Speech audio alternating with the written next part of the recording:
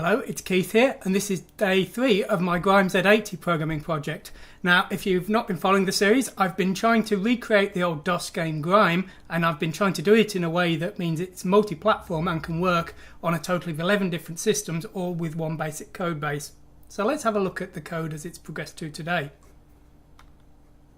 So I'll just compile the code, and let's start off with the ZX Spectrum.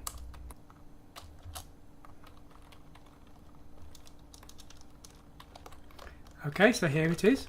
Now you can see that the player is actually shooting all the time. The reason for this is the original version used 3 fire buttons: fire, turn left and turn right, and I didn't feel that was going to be appropriate for this system because a lot of the systems I'm working on have only got 2 fire buttons and some have only got 1.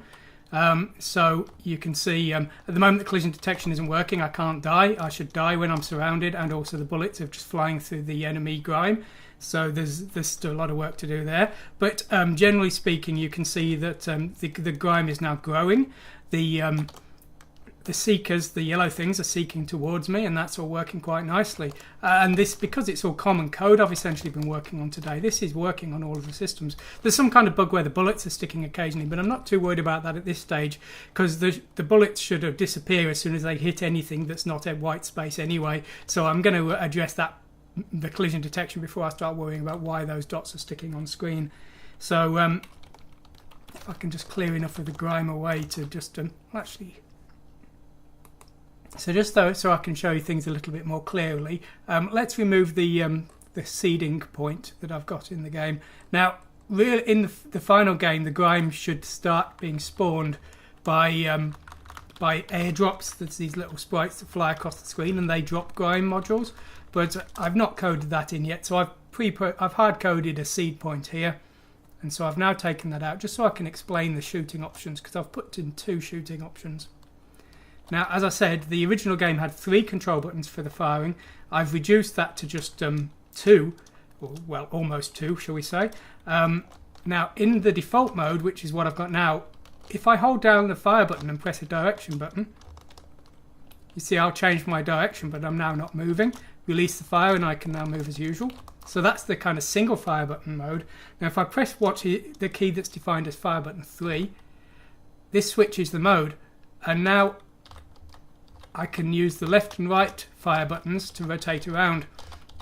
So essentially my plan is to use the first firing mode for the Spectrum, the systems with 1 fire button, and things like the Game Boy and the MSX, which have 2 fire buttons usually. The second mode is more appropriate. Now the toggle button, it's on fire 3, but fire 3 is also mapped to the enter key anyway, so it's not a problem that you can't toggle between the modes on a machine with just 1 fire button. But anyway, I thought that was quite a good compromise to allow the game to be playable depending on whatever fire buttons you have. So anyway, so that's the Spectrum version. I have been doing some work on the MSX1 version. As I said yesterday, it was very slow. Let's have a look at how it looks today. Now, I should point out there was an artificial delay in yesterday's version, but that wouldn't have affected the full screen redraws. It was only the movement of the player. That artificial delay has now been removed, so we're kind of running at full speed now.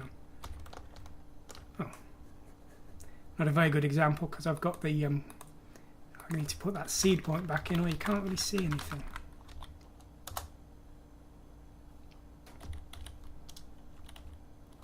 So as you can see, this is the MSX1 version, and the MSX version 1 is now very fast.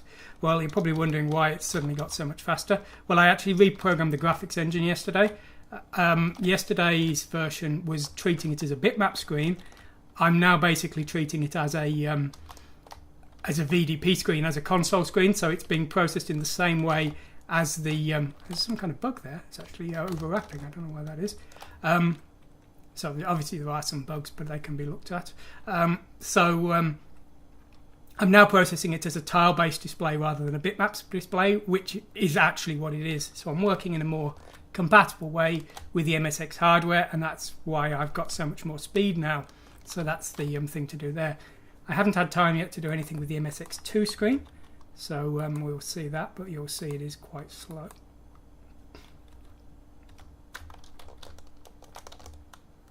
Actually not too bad.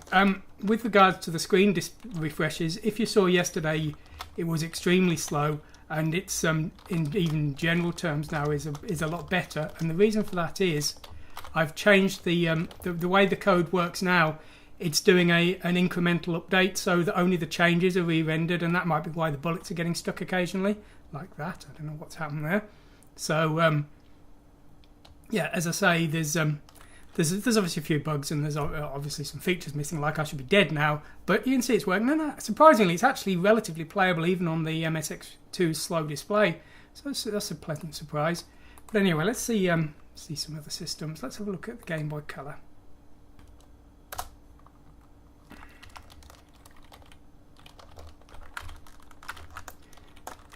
Obviously, some of these systems are running very fast, and being as my attacks are shooting too slow as well, it's quite hard to defend myself against the Grime in general.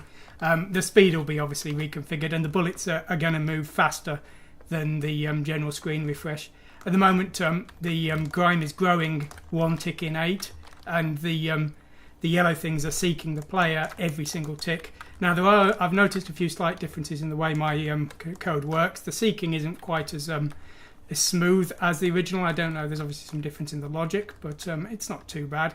And I think there's something different with regards to the way the blue ones grow once the green blobs have been shot from the outside. But anyway, as I say, at the moment it's looking pretty good, and there's more important things than worrying about that. So let's have a look at the code then today, see what's changed. So I've got some new variables here for bullets. So I'm not actually using the secondary ones. The secondary ones were designed to back up the previous position, but at the moment I'm using the memory version and comparing to the updated register version, so they're not in use yet. Game tick is for the updating of the growing mold compared to the seekers, which update every frame. Tile map is the displayed screen.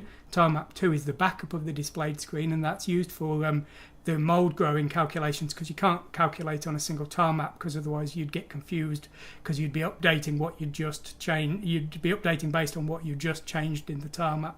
So, and this is also used for redrawing the screen, because it means it can work out which tiles have changed and which need to be redrawn. So that's that. We got all manner of usual code here with regards to setting up the system. Clearing the screen, default player position, that sample spawned mold there. This is the main game loop here, so we're calculating based on the game tick what to do. This was originally a pause, it's now actually just the movement phase, but I've not changed the label yet. So then we start the processing the player's movements. So we read it, we move the cursor. This is actually not needed anymore. That was for some test code. We were drawing to the screen the key presses, but we're not doing that anymore. So here we're processing the controls. This I think was in there yesterday. It's just probably a little bit more advanced now. So there's two versions. There's the standard version, which I believe is this one here, and that's for 2 fire buttons. And there's the single fire button version up here, and the only difference is after it's detected what key's being pressed, it then looks and sees what actually the state of the fire button is. If the fire button's down, then it will set L to 1 here, which is the register that's used for updating the fire direction. If the fire button is 0, then it checks the player's position and checks they're not off the screen, and if they're not, moves them. And that's the same for all of the direction controls. Now, with regards to the 2 fire mode, the situation is simpler. You do an ink or a deck, and you compare to 5 and 1, and the 1 is up, 2 is right, 3 is down, and 4 is left. And the reason for that is it matches the sprite positions in the tile array. The tile array has also got a little bit bigger now. You can see these two aren't actually in use, these should be blank, but you can see there's the 3 kinds of mould, the green mould, the blue mould, and the seekers. I'll put that in colour so it makes more sense. So there you go, these are just old sprites. That's the bullet, and that's up, right, down, left, and so that's why the numbers are 1, 2, 3 and 4 for the directions. And then we get here, we update the player direction, which is also used for the shooting direction. Then we redraw the player, we update the player variables. Then we do the same for the bullet. We read in the current bullet location. we work out what the action for the bullet's going to be by reading it in here. We clear the current bullet drawing here, and then we read in the direction the bullet's moving here. We then move to the appropriate piece of code here, which updates the new bullet location. We then check if the bullet's gone off the screen. If it has, then we run this restart routine, which repositions it onto the player. If not, then we carry on. Now, we have got a loop here. You can see that H is set to 1, so this is only going to run one time. This is going to be for when the bullet's moving faster than everything else, because in the original game it moves about 4 times faster. At the moment there's no collision detection, so it doesn't work. There's no real logic to it. But once the collision detection's in, I'm going to increase the speed so the bullet will move 2 or 3 times the speed of everything else. And that allows you to sort of have a chance fighting away at the grime. So that's going to be in place there to allow the bullet to move more quickly, but stop as soon as it hits the first tile of grime that's on the screen. So then we draw the bullet, and then we loop. Now there's no sound in this version. There was sound in yesterday's, and it just beeped every time I pressed a button. Of course there will be in the final version, but at the state it is in now, the code is doing the proper jobs, so having it just randomly beep when you press a fire button didn't make a lot of sense, and I've just not got around to coding in the proper work yet. So we've got a clear screen which just resets both tile maps here. Now you'll see it's setting tile map 2 to 255, and the reason for this is they have to be different, because if they match, the software thinks there's no update needed. So I have to set it to something other than 0 for the zeros to be drawn to the screen. Our repaint code is basically the same. I've only just made a slight change for the tie, and the reason for this is tile map 2 needs to be updated to match tile map 1, and rather than doing a big LDIR copy, I thought it would be more efficient to copy it at the same time as I was comparing it, and that meant that it has to be compared on the tie even if the tie is drawing in pairs. So the if for the tie is now in here, so it's only drawing every other one here. That means it's actually drawing them even if they've not been refreshed, but the tie is so fast because its screen's so small it doesn't matter. And then here we're checking if the tile has changed, and the way we do that is we load in HL from the first tile map. We add 768, which is the size of the tile map, and that's also the distance between the first and second tile maps. We then compare with the new byte in H, which will be now pointing to the second tile map. If the two are different, then we run render tile. If they're the same, we don't do anything. And then this line here is updating the second tile map with the value from the first one, because as I say, we need to do that anyway.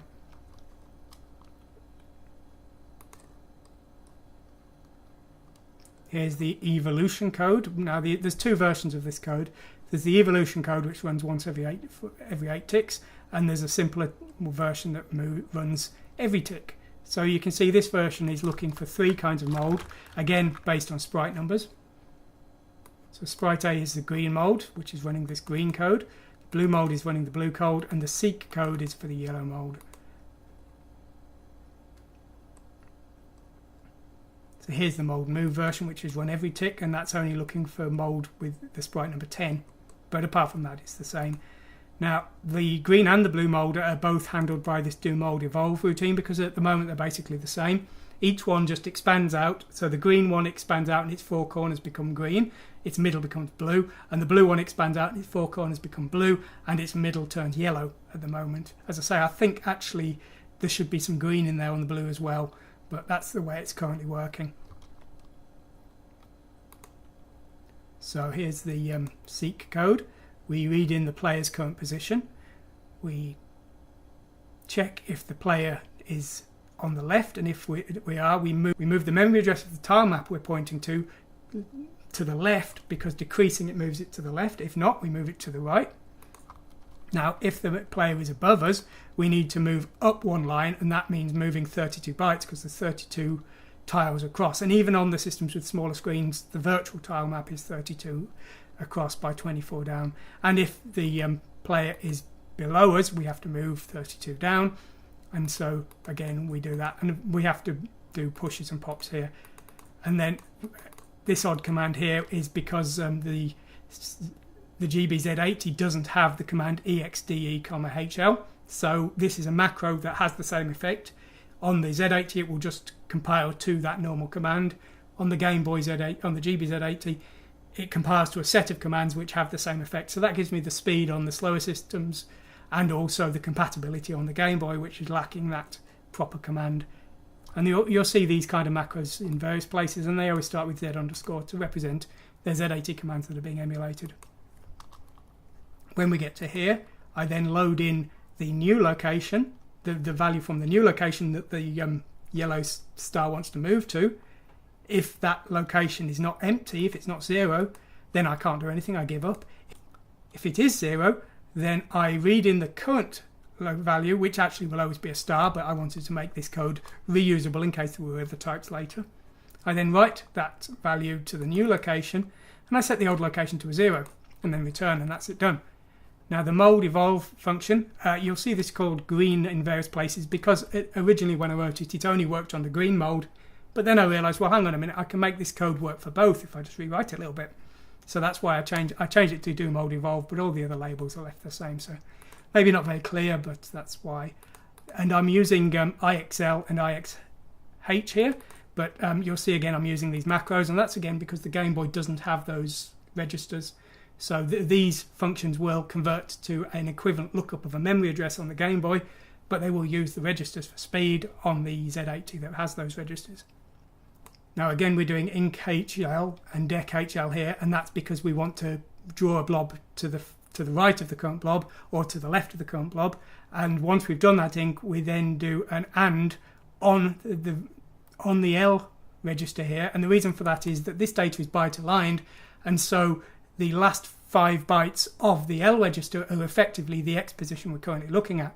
So by doing this, I can check if we've just gone over the line because we're too far to the right already. And equivalent here, once I've done the dec, I can do an AND of this and see if we're already on the far left, in which case we can't draw another blob further to the left. And it seems like maybe there's a problem with that on the MSX1 for some reason, but we'll look at that later. So when we get down to here, we're adding 32 because we're moving to a line below, and here we're subtracting 64 because we need to move 2 lines back up because we've already moved 1 line below. As I said, each line's 32 bytes, so that works quite nicely. And I think that's the majority of the new code today. I've got some better palettes in place now, so the Game Boy Color version looks a bit better. But generally speaking, I think that's everything. So, well, what am I going to do tomorrow? Well, obviously, I'm going to start getting collision detection in. I want those bullets to actually hit the grime. I want the grime to end the game once I've been surrounded. Any other bugs I find, obviously, I'll fix. And then once we've got all the essential logic in place for the game to be properly playable, we can then start to ask ourselves, well, what's the worst problem that this game has got at this stage? You know, is it that the grime's moving too fast? Is it that the gameplay is too slow? Is it that the grime logic mechanics aren't as enjoyable as the original? We just need to start saying, well, what is the biggest failing point in this game at this stage that we need to invest our time in? And then once we've get to the point where we think, well, actually, this is a pretty nice game now, this is a bit of fun to play, then we can start looking at, well, what can we do to make it nicer? You know, could we do animation on the grime? That's certainly an option. Could we do a title screen or a high score and things like that? Those are all options. But the first thing is get a playable game. And at the moment, we've just got a graphical animation. It's not a game because we can't win or lose. So more work needed there. We also need to start looking at how we're going to do the droppers. There's some horizontal things that drop across the screen and drop new spawns of the grime, and there's some vertical ones that drop down on you and can kill you. So, you know, we'd like to add those. We certainly need to add a way for more grime to spawn, because at the moment, if you manage to kill all the grime, then there's nothing left for you to do and the game doesn't even end. So that's definitely something we need to do. But I think things are coming on quite nicely. Just one thing I will show you. Let's have a look at the Thai version, because it's always quite fun to see it on that very small screen. And you can see it's all working fine here.